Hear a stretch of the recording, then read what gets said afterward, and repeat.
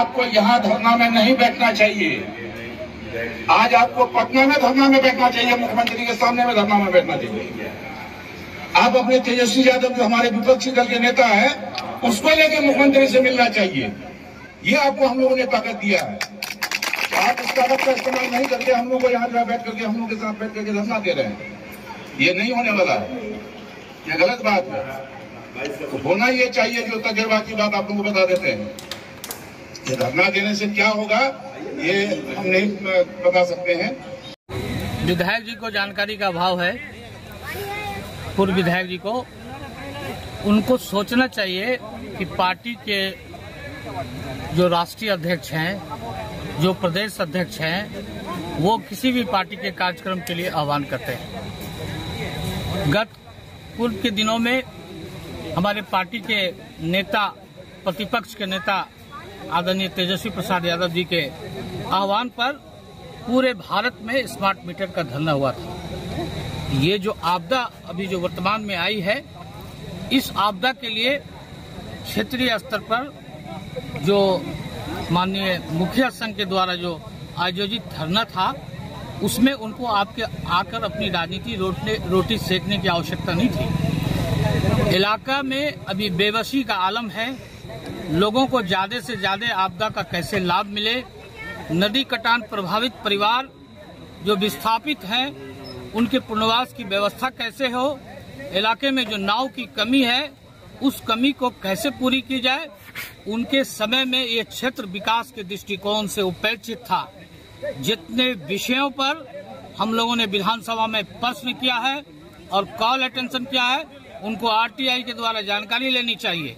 और अभी भी जो वर्तमान बाढ़ आया है, जिलाधिकारी और यहाँ के जो आपदा प्रभारी हैं और सभी विभाग के कार्यपालक अभियंताओं को लेकर हम लोगों ने समीक्षात्मक बैठक की है।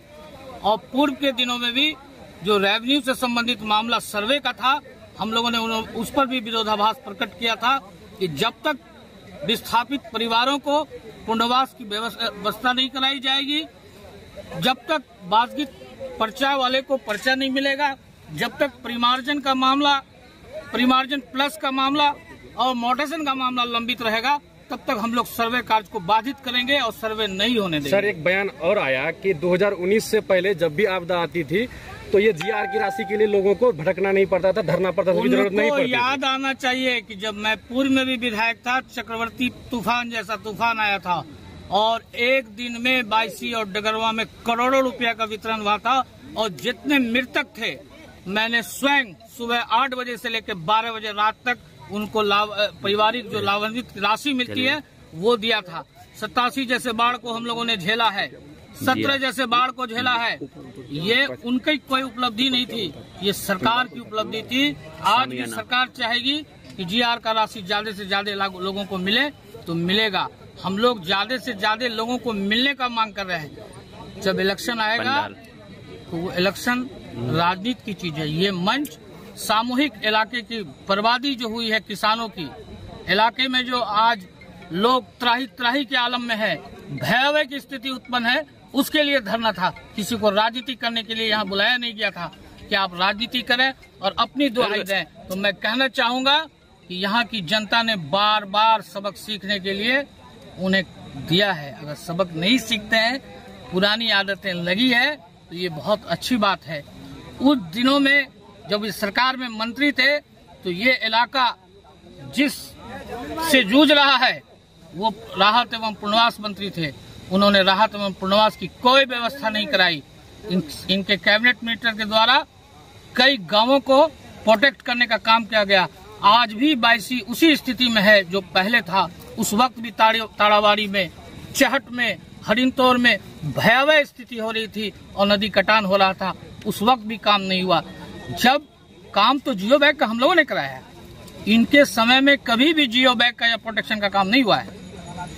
52 प्लेसेस को हम लोगों ने करवाया है, लेकिन कुदरत का निजाम है, हर साल बाढ़ आती है, दह गया है। इस साल भी हम लोगों ने प्रोजेक्ट बना के सरकार को दिया है और विधानसभा में अनेकों बार क्वेश्चन किया है। आपको मैं ईमेल दिखाऊंगा, टेंडर का हम लोगों के अनुशंसा पर सरकार के निर्णय के बाद जो हुआ था, अमोर और बायसी का वो चिट्ठी दिखाऊंगा। ये एक सबूत है। जहां एक पंडाल के नीचे तमाम तबके के लोग बैठे थे, क्षेत्र के अमीर गरीब बैठे थे, जहां पर बात होनी चाहिए, लेकिन राजनीतिक मुद्दा यहाँ राजनीतिक मुद्दा का उत्पन्न उन्होंने किया। उनको तो हम लोगों ने आमंत्रित किया कि आप एक तजुर्बाकार आदमी हैं, आप आए और सही मार्गदर्शन दें, लेकिन उन्होंने आकर यहाँ राजनीति करने का काम किया, जो ओछी राजनीति का प्रतीक है। सर, एक वो सवाल उठाया कि विधायक जी को इस चीज का ज्ञात नहीं था कि आंशिक चीजों को कहना वो घोषणा के रूप में बयान दे दिया, बयानबाजी कर दिया, ऐसा भी वो कहना। उनको हमको एडमिनिस्ट्रेटिव नॉर्म्स और पॉलिटिकल नॉर्म्स सिखाने की आवश्यकता नहीं है। मैं उनका राइवल रहा हूँ शुरू से, और मैं उनके साथ राजनीति लड़ता हूँ, चुनाव लड़ता हूँ। वो हमको ज्ञान के पाठ नहीं पढ़ाएंगे।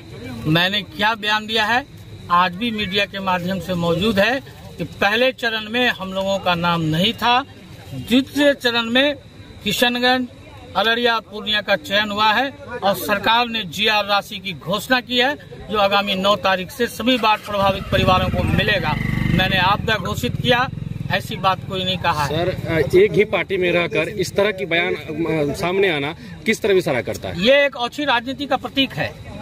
मैं आपको अपना गार्जियन मानूंगा, अपना सरपरस्त मानूंगा, और आप ओछी राजनीति करेंगे तो ये आपकी अपनी राजनीति और कूटनीति है। मैं पारदर्शिता के साथ राजनीति करता हूं, और जिस पार्टी में हूं ईमानदारी से हूं, और जिस पार्टी में रहूंगा ईमानदारी से रहूंगा। जब पार्टी छोड़ना होगा तो ईमानदारी से छोड़ूंगा, उसके साथ कोई दगा और धोखा नहीं करूंगा। क्या इस मुसीबत के घड़ी में राजनीति करना इतना ही इस मुसीबत के घड़ी में माननीय मुखिया लोग को मैं आभार प्रकट करता हूं, मुबारकबाद देता हूं कि उन लोगों ने जन समस्याओं को लेकर प्रखंड परिसर में एक धरना का आयोजन किया, जिसमें हम लोग शामिल होकर उनको उनके शाना बाशाना उनको ताकत देने के काम के लिए आए थे, न कि राजनीति करने के लिए आए थे।